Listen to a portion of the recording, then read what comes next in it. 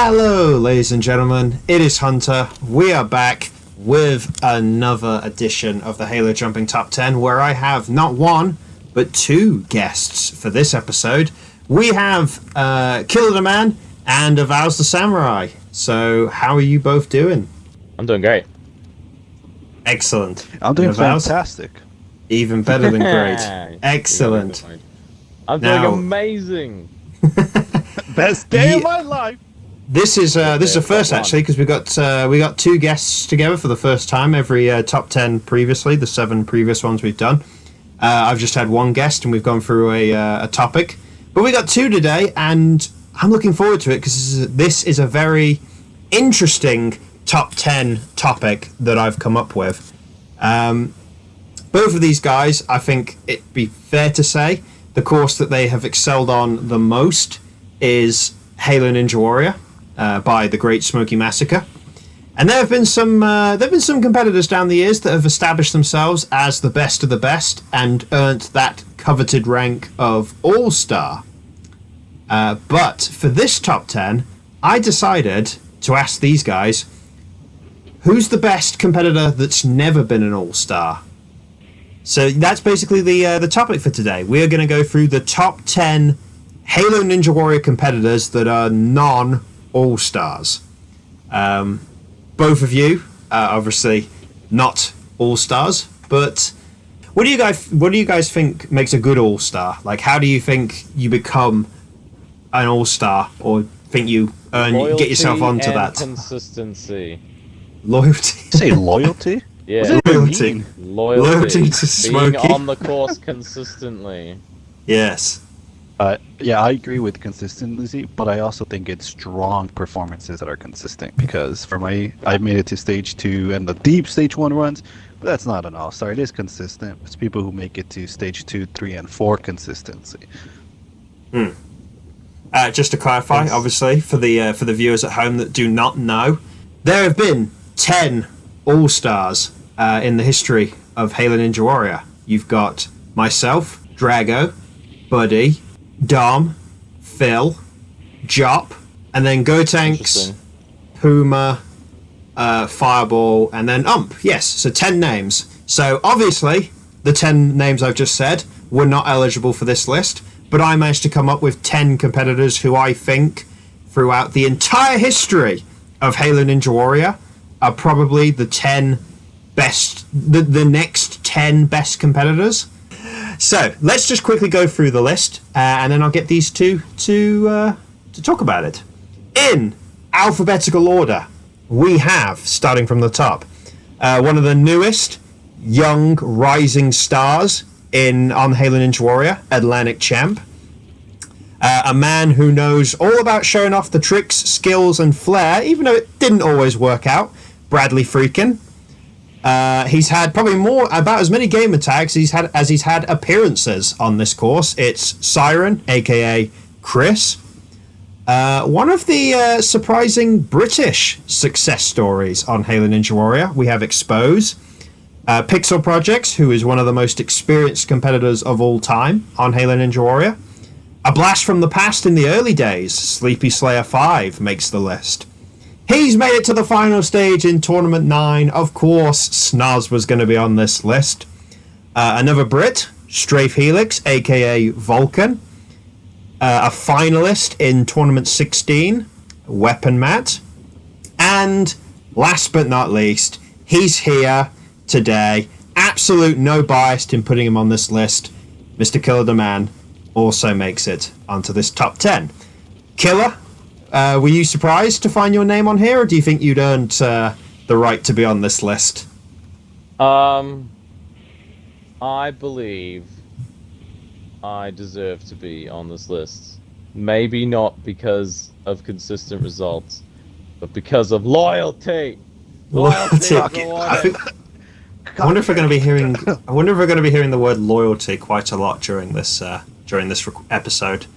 We'll have to wait and see. People do not treat loyalty with the respect they should.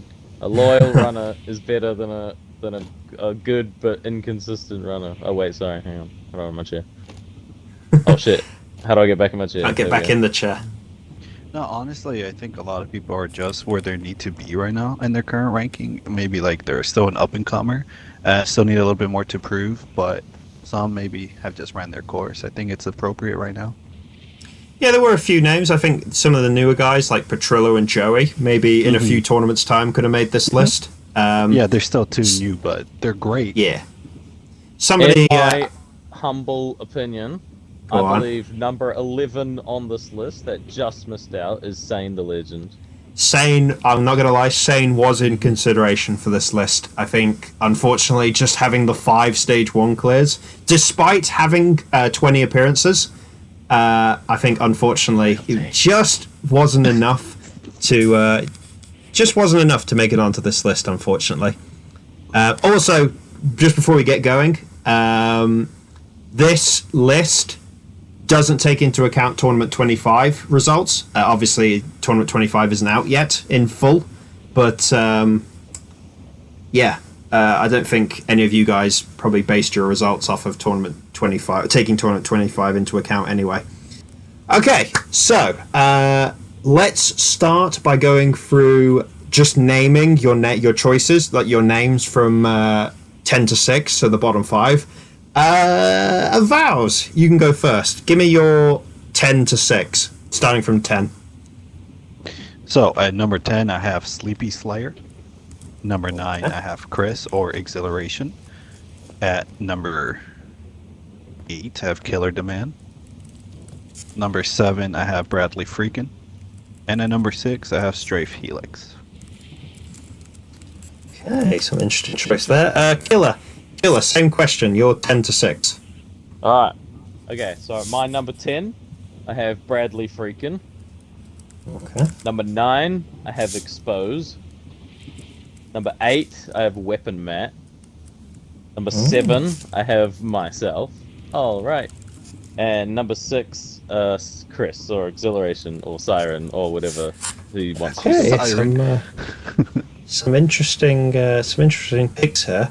You've both picked actually a wide variety of different people in your bottom 5. So we've got actually lots of choices here.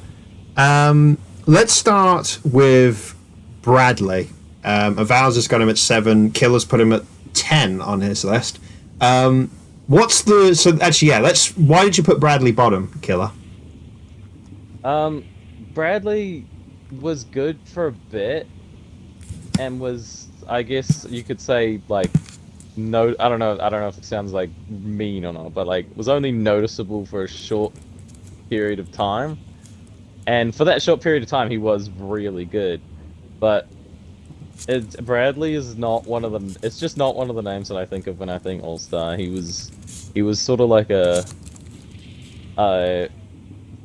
quick hot shot, whatever that saying is. Yeah, like in and out. That's fair. Doesn't make him a bad jumper. I think even Talking him being at 10 on this list, even him being at 10 on this list is still good, beating a lot of teams. Oh, a lot of people. He is good. Just as far as these 10 are concerned, I would just put him bottom. No offense, Bradley. Bradley was kind of in and out very quickly. He did have some standout results, though, didn't he? I think probably the most notable one being Tournament 13, being one of the 4. I was just about to say that 14. Yeah. 13 was one of his big Tournament ones. 11 too. Tournament 11 had his very infamous fail, didn't he, on the salmon ladder? That is one of the most bizarre fails I've ever seen on any course. I forgot what happened in Tournament 11. I blocked it out of my memory.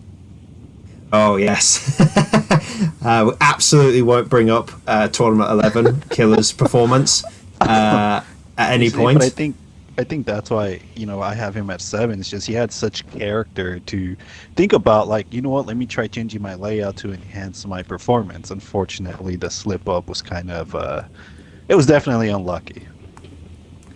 5 stage 1 clears in his career, all of them in a row, or 5 appearances in a row clearing stage 1. Cleared 2 stage 1s, which at the time were probably the 2 hardest stage 1s in Tournament 11 and 13.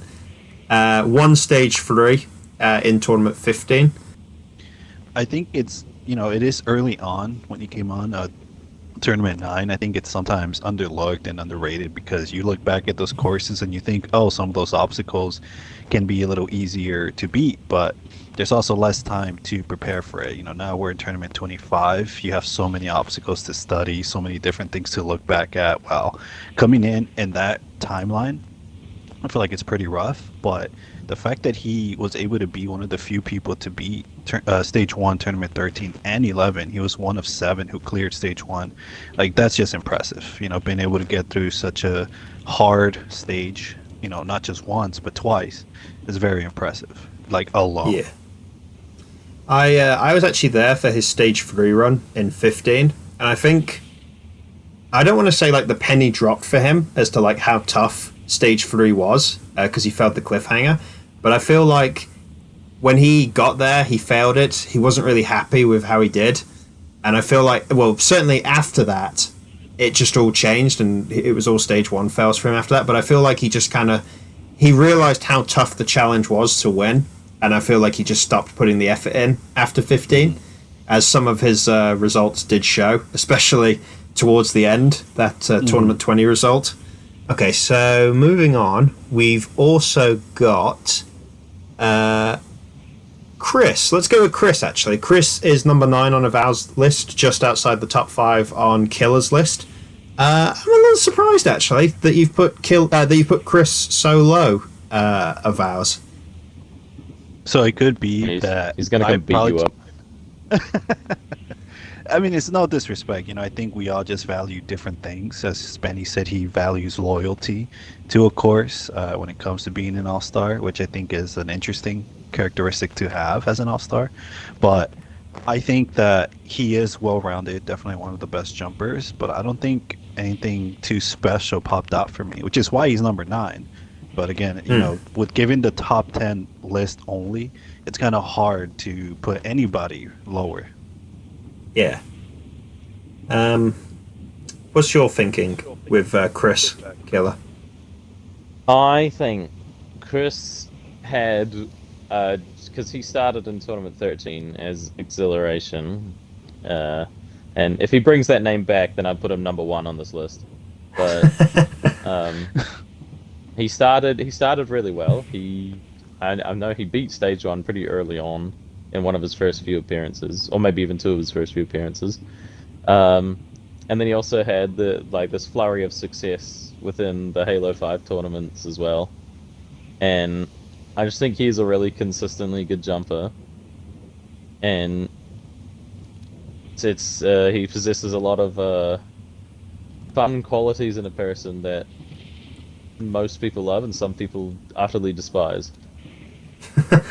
Don't get me wrong, Chris certainly has the skill. It's just whether he wants to apply it. Sometimes you never know. I think Smokey's course is definitely the best example of like seeing Chris's ability or like seeing his skill.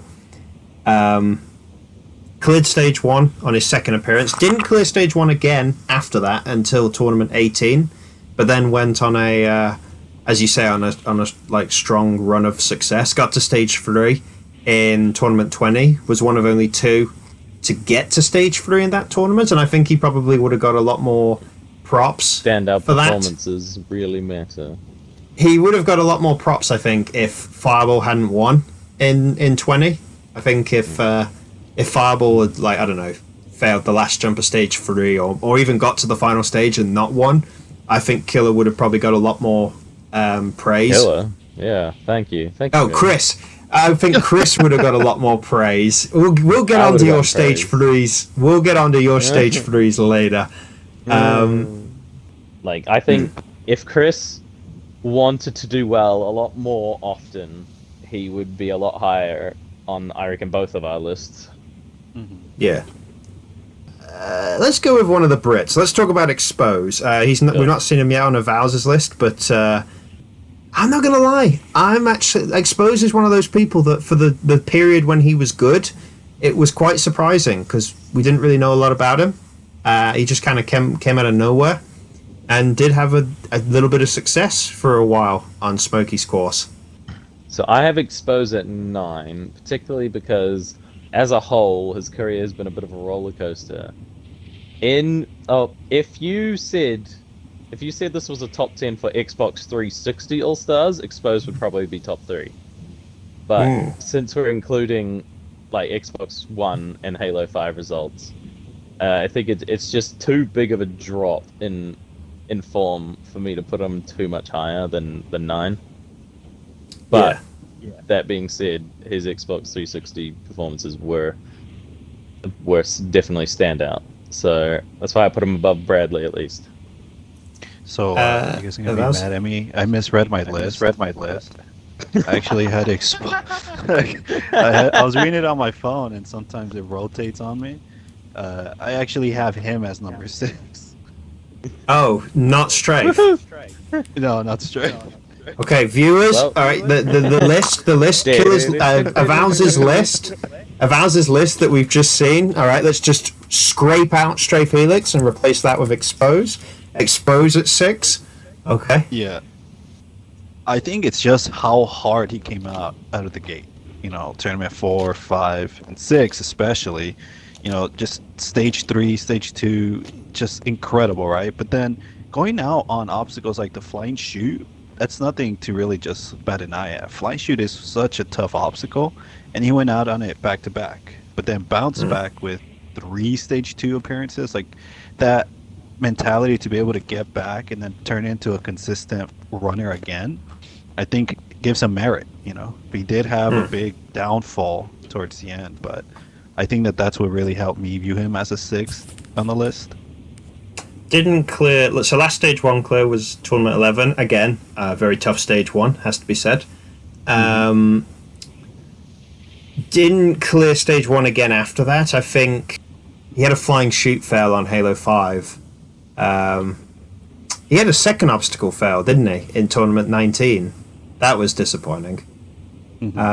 Last appearance was in tournament 20. He has got Halo Infinite now, so you never know. We might see him again. Excellent, good. We might see him again on Smokey's course in tournament 26 or one of the Infinite tournaments after that. So we'll see. You never know. Yeah. I think the only other name I want to go through. For people, just a quick pro tip for people that haven't played stage 1 in a while: change your game attack. Charm. Well, that is a great transition, actually, because the last name I want to cover in this bottom 5 is the man of the moment here, Mr. Killer the Man. Killer, I got to ask you, why so low? I don't believe 7 is low. I don't even believe 10 is low, since we're talking about the 10 basically second best jumpers in Halo Ninja Warrior. So I think what brings me down is just what happened from tournament 17 to tournament 22. That whole nightmare and thing that makes me cry myself to sleep at night is the reason that I probably haven't put myself in the top 5. Well, maybe we could turn this into a little bit of an interview thing. Why do you think why didn't it work out for you, those 6 tournaments? Was it just bad luck, or was it lack of preparation? No, it was probably lack of preparation, definitely for 18 and 19. I did not train that much for 18 and 19 because my tournament 17 was so bad. I went through a small phase of sort of maybe not distancing, but just not really paying too much attention to the course, just because of how bad 17 went. And then of course 20 was a big one, so I had to, keep going. I had a really high number in that, so I had to keep going anyway. Didn't help me with success because the crooked wall sucks. But I agree. I think Avows can agree as well, because didn't you fail the crooked wall in 20? Yeah, I failed the crooked wall. We all failed the crooked wall in 20. Woo! He has a pretty long and industrious career, debuted in tournament 8, but it started off with 2 stage 1 failures, and then, surprises people with stage 2. But then stage 1 failure at the rope climb, was that? Tournament 11. We don't need to talk about it. Should have cleared. But Fast forward on that. you should have cleared in Tournament 9. You should have 100% cleared in Tournament 9. Bring up the fail now. Viewers, you can see the fail now. Stop it. Tournament 9. Shush. Don't bring up a 9 or 11. You 16. Like, when Killer had his highest points, there were always standout moments for me. I feel like when you got to stage 3 the first time in Tournament 12, especially with it being the last 360 tournament, I think that made you stand out. Tournament 16, don't get me wrong, it helps that that last episode of Tournament 16 is still my favourite episode, like, ever, of Smokey's. So, you know, seeing you in it is great and helps. But that run, oh my god, to say Killer got that close to make it to the final stage. Yeah, actually, I got to ask you about 16. What that, looking back on it, Killer, what that was like for you? It was just like the most enjoyable tournament ever. Stage 1 was like super enjoyable. It was such a unique stage as well, because there were so many obstacles that we'd never seen before. So many like quirky obstacles you don't normally see in Halo 5. Oh, sorry, on Halo Ninja Warrior. Stage 2, I got pretty lucky on stage 2. Because I was so bad at that metal spin. I think that was the first time I'd ever made it, even in practice. And then stage 3, so like I had never once in any tournament, in any practice whatsoever, ever made it past the crazy cliffhanger, and it just stuck, like for the first time ever. And I'd never done the Sidewinder. I had no idea how to do the Sidewinder. So what you were doing all those you did every obstacle after the cliffhanger for the first time. For the first time, yes. Wow. Yeah, that's impressive. 100%. What you don't hear in that episode is after the cliffhanger is Smokey literally walking me through the rest of the stage while I'm doing it, teaching me how to do them.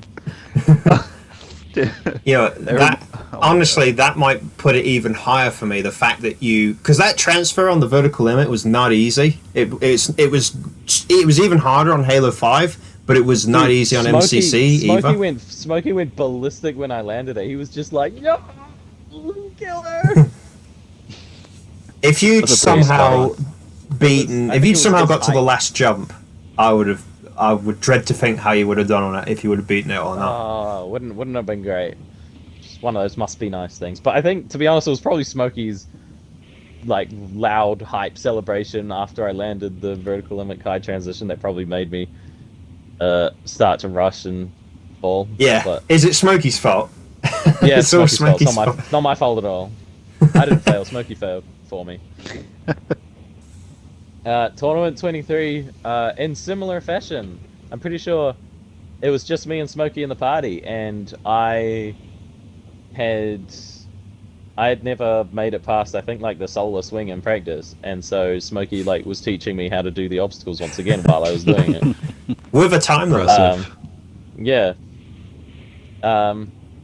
And then you saw in that episode, Strafe joins our party right as I hit the buzzer. Finish stage 2 to do his run, and I had my little like schoolboy run.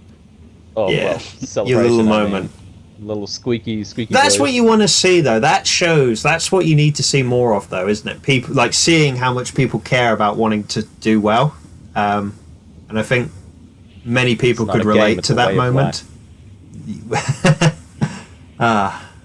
It was so. I think so great. I mean, don't get me wrong. Actually, Avows, you've got your own little moment when you got your first stage 1 clear. He obviously did the interview. We got to see how much it meant to you as well. Yeah, massive moment for me.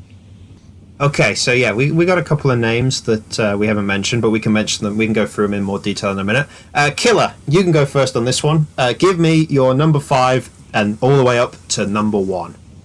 Alright, so at number 5, I have Sleepy Slayer. Okay. At number 4, I have Chumpy. Atlantic Chumpy. At number 3, I have Pixel. Pixel? Okay. Yes, at number 3, I have Pixel. At number 2, I've got Strafe the Bay Felix.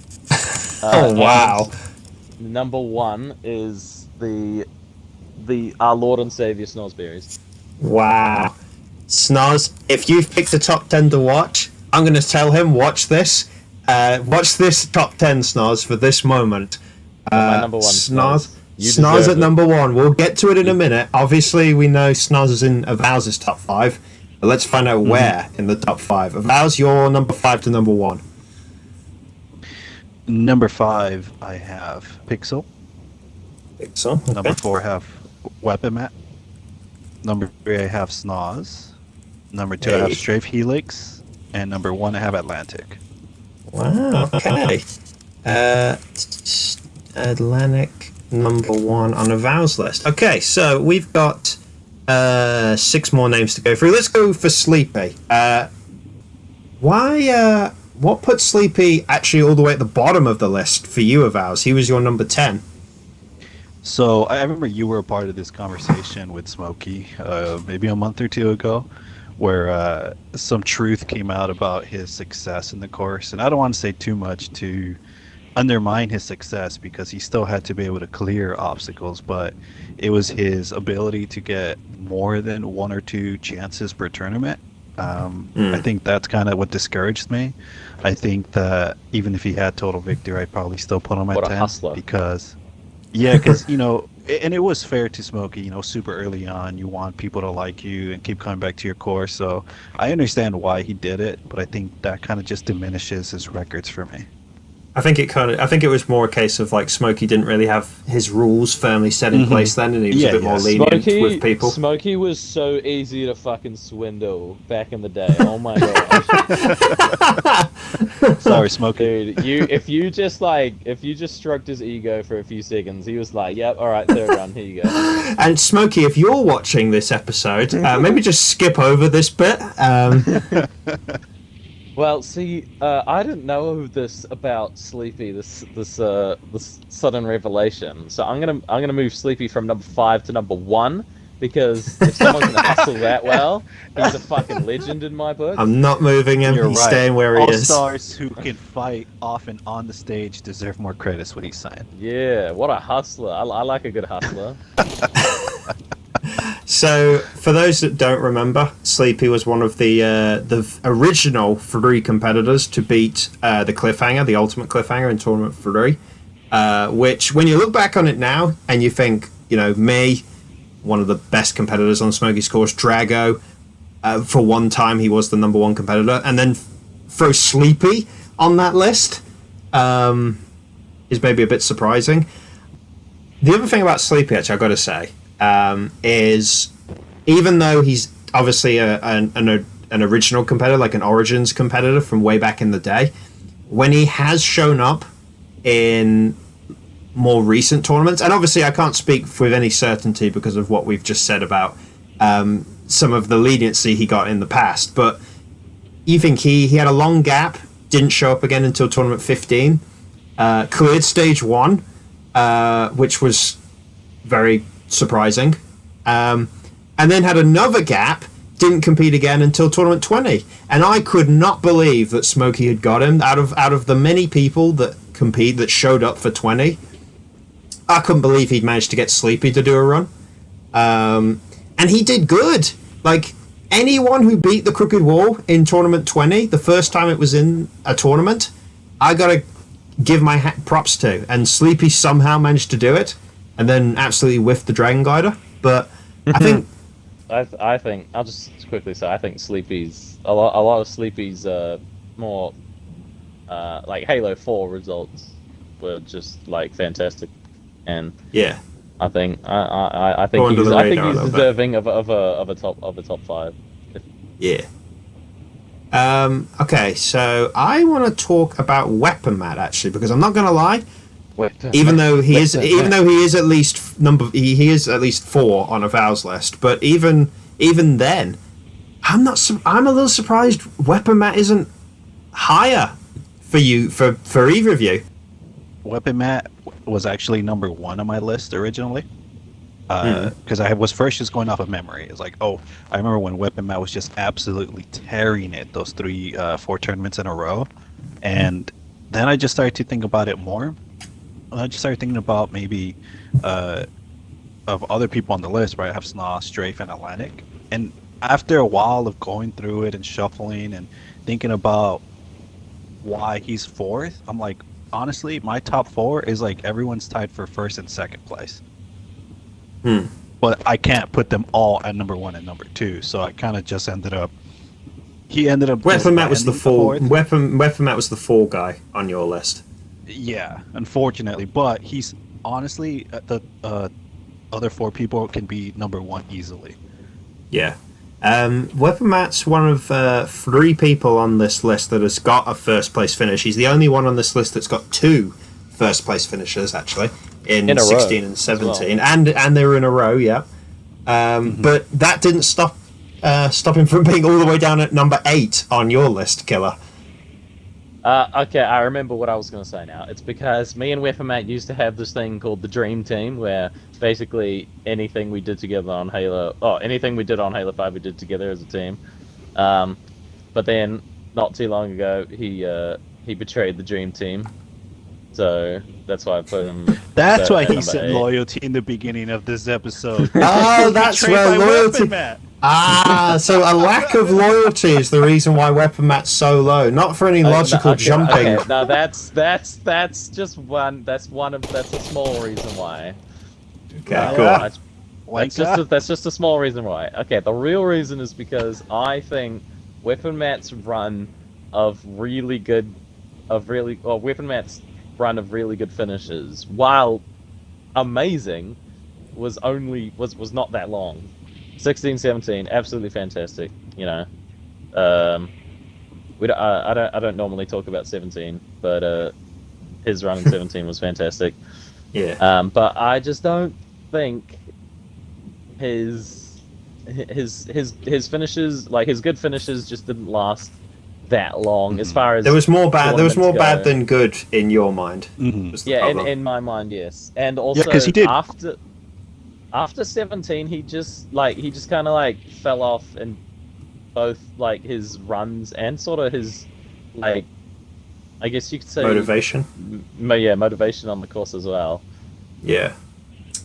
But I think he has picked it back up at least now. The last, certainly the last couple of years, if we were talking all courses. But if we're talking just for specifically Smokey's course, he had that bounce back tournament in 24, and I know he trained hard for 25. So it'd be interesting to see how he does in 25. I probably should have put him 7 and me 8, but because he betrayed the Dream Team, Loyalty points. yeah. Yeah, I mean, like he's a great jumper. I think he has one of the fastest skyrocketed, performances in his career. He beat stage 3 on his first attempt, I believe, and that alone is just impressive. People don't even make it to stage 3, yet alone can beat it, and for him to beat it on his first attempt, it's just an achievement that only other 3 people have done or something like that. So I think he's one of 4 people, I think, to do it. Yeah. Yeah. Who was the third person that made it to the final stage in 16? It was you, Weapon Matt, and Go Tanks. Go Tanks, right? Love you, Go Tanks. I think Smokey said it in one of his episodes. It might have been in tournament 24, or maybe it was an earlier tournament. I don't know. I think he said if Weapon Matt had carried on the way he was going the way he did in 16-17, he probably would have been an all-star. Like when and Fireball got made an all-star, I think he could have been made an all-star as well. Yeah. But 18 happened at a terrible time. Okay, let's talk about Pixel. My man. One of the most experienced competitors of all time, and it still to this day staggers me. Looking at Pixel's record on Smokey's course compared to the abysmal record he has on my course, it just absolutely staggers me. I gotta go through some stats very quickly for Pixel. 16 appearances on stage 1, which on the course, which makes him, I think he's in the top 8 most experienced competitors of all time. 8 stage 1 clears in his career, which is one of the best records for any competitor that isn't an all-star. Obviously, the thing that lets him down is the fact that he only has 1 stage 2 clear in tournament 15, and he does hold the record for most stage 2 fails with 7, 4 of them on the medal spin. But you've both put him in the top 5, so I think clearly you recognize his consistency. Yes, that's what's done. The big thing about Pixel is consistency. The man Like, if you cast him with like, if you had like if you had a gun to his head and was like, if you don't make it to the metal spin, I'm gonna shoot you. He could do it like every time. Mm-hmm. Of course, he would never make it past the metal spin, but he'd still make it there. Yeah.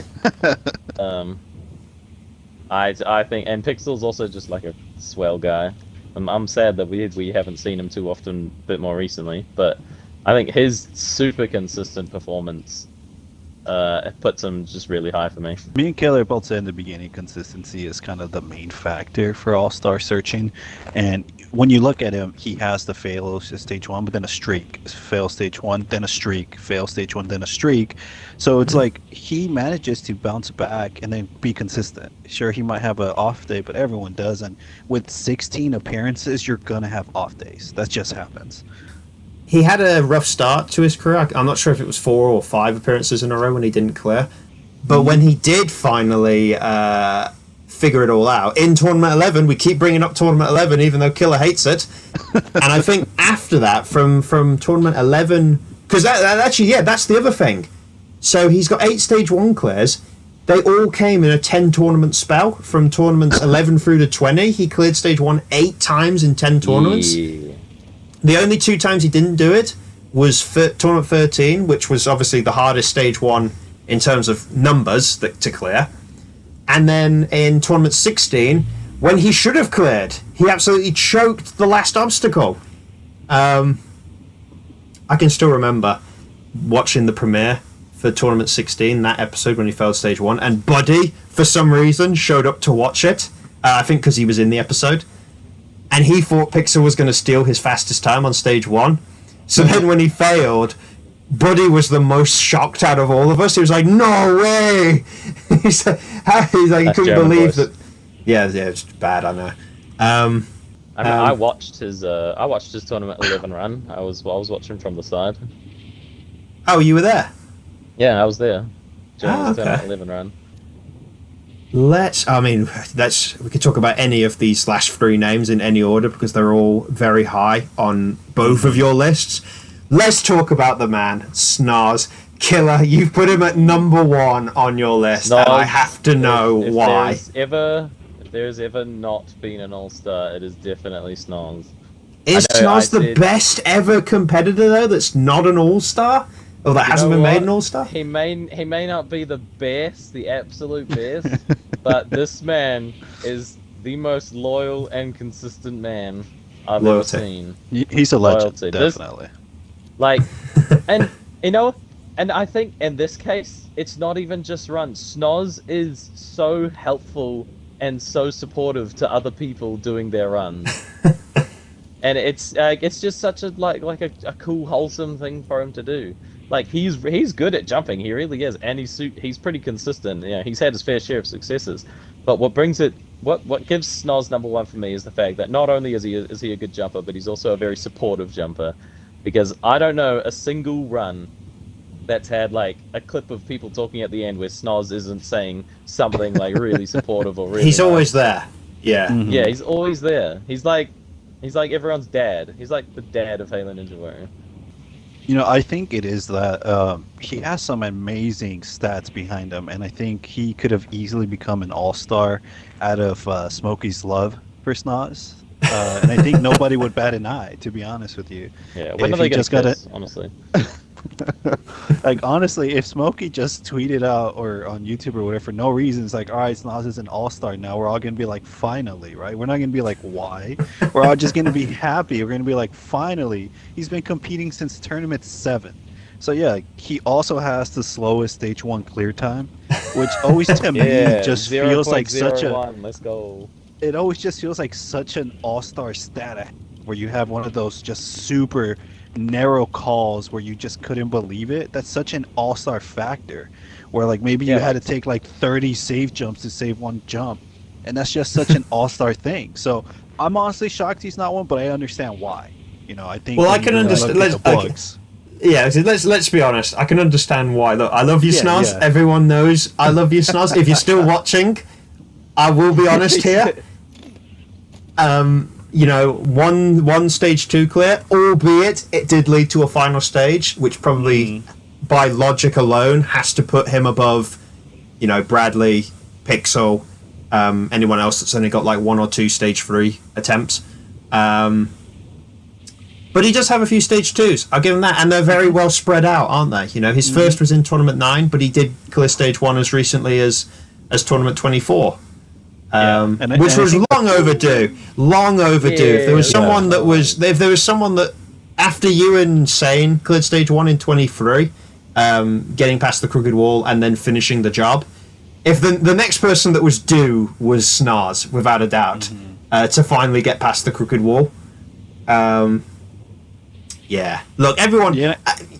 Look, statistically, if we're talking just results, statistically, Snoz is probably like 7th at best on this list if we're just talking results. But nobody can deny Snoz's contributions to the show. Strafe. Let's talk about Strafe Helix. He's actually, I think he's the only name on both of your lists where you've agreed. You've both put him at number 2 on your lists. Well, I remember back when he was bloody Vulcan 1610, and I'm pretty sure he even had a name before that, if I remember correctly. Back in the day, me and him used to always do mock tournaments because he was the biggest fan of the course. Like I was a fan of the course. He was like levels above me and like in doing fan stuff. And this was on the 360. On the 360, constantly like doing practice mock tournaments with me, even though I'd always beat him. Sorry, Strafe. But it's just his love of the course never died if he did bad, and it's gotten to the point where now he is actually really good because of that. He is one of the best jumpers at the moment, dare I say. He's one of the standout competitors, certainly since we went to the new era on Halo Ninja Warrior, the regen era. Yeah, I was gonna say that his ability to kind of do it in like, wouldn't say generations, but in like such a long gap to have a deep runs in the first half and then the second half when he returns is just all-star material. He was the 100th ever stage 1 clear when he beat stage 1 for his first time in tournament 12, which is a stat that no one can take away from him. But then, of course, he had to wait 7 tournaments to get his next stage 1 clear. And 9, I think Smokey said he had the second longest wait of any competitor to get to stage 3 for their first time. And let's also be fair, getting to stage 3 for your first time in a tournament that was a brand new course, everyone sucked apart from 5 people. Adaptability.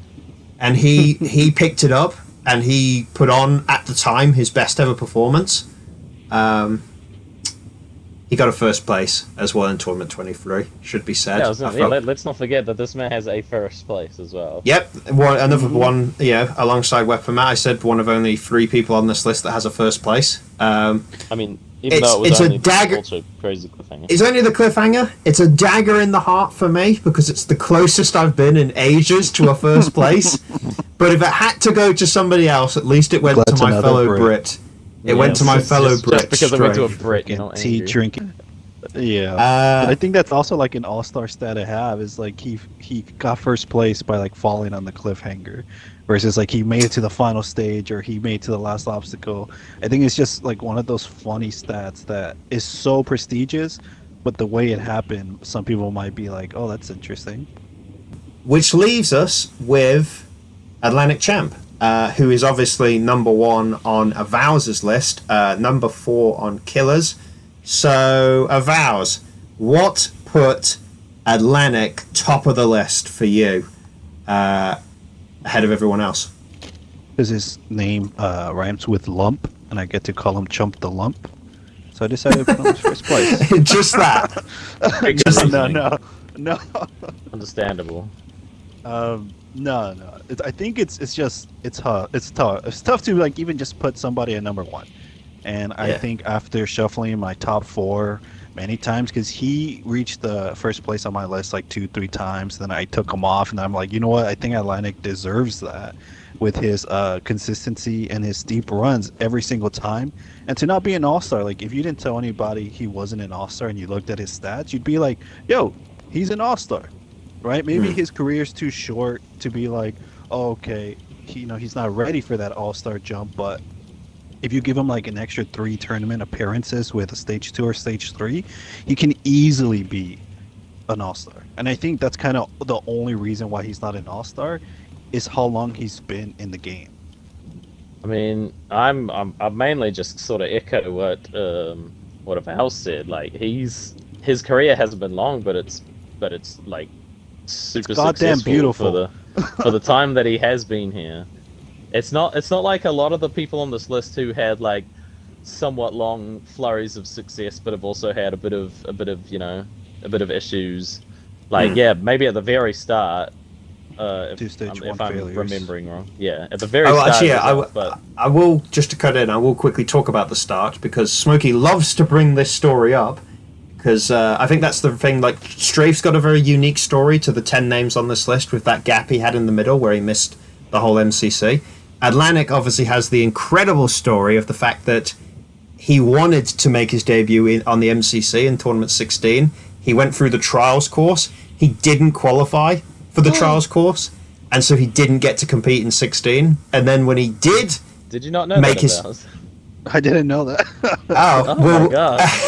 When he did then get onto the course for his first appearance in Tournament 17, he then failed the first obstacle. So as starts go, it doesn't get much rougher than that. So the fact that he's risen to, I think he's got 6 stage 1 clears in a row now, and has just had the peak of his performances so far in Tournament 24 with that first place finish. Like, I feel like it's the way that Atlantic does it, because maybe being super serious all about it and actually trying and focusing is like just not how he works. Like that's not consistent for him. Maybe he fails a bit more if he actually tries. So when he just sort of fucks around and finds out, he finds out really well. I think he does a technique where it's like you don't make the situation serious in your head, so you're able to stay more calm. If you're going into it like, this is my tournament life on the line, and if I mess up and if I slip, like, you just get into your own head. And I think he's kind of developed that, where he's like, okay, I'm going to do my best, and that's it. But let me have fun. And it kind of works for him, Look at his stats. I will also like to lay claim to the fact that I took him under my wing at an early stage. Of course, take all the credit, Hunter. That Tournament 19, when he got to stage 3, when he cleared stage 1 for the first time and then got to stage 3, I was at the start line for his stage 3 run, and I always made the whole master and apprentice kind of thing. My apprentice has finally come good. Yeah, so Atlantic, I can understand that, but little thing I've decided to come up with just on the spot right now. You've both picked different number 1s. One's gone with Atlantic, one's gone to Snoz. So the deciding vote goes to me as to who I think is number 1. Atlantic or Snoz? Atlantic or Snoz? Okay. You picked Snoz, obviously. Killer. Avows picked Atlantic. You know what? Snoz, if you're still watching this, Snoz, you can be number 1. Snoz can take number 1 on this list of the best Halo Ninja Warrior competitor that's not an all-star. Yeah, Snoz, you can be number 1. He's never not there. He's the dad of Halo Ninja Warrior. Yeah. Dude, I had asked him one time to give me a pat in the back, and he came in through the teleporter and punched me in the face and jumped off the freaking stage. I was like, okay, cool. To be fair, Atlantic, if you're watching this, you would have been a deserving number 1 as well, statistically, for your results. Yeah. Well done, yeah. But that closes it out, guys. That brings us to an end of this top 10. And I've got to say, it's gone on for a little while, but I have enjoyed having you both here and vibing off of each other. It's been fun. Maybe we'll do a duo again in the future. But I hope you guys have enjoyed it. Say goodbye to the video. Thanks for having us on it. It was a lot of fun. We'll see you guys again very soon. Please save me. Hunter's holding me hostage.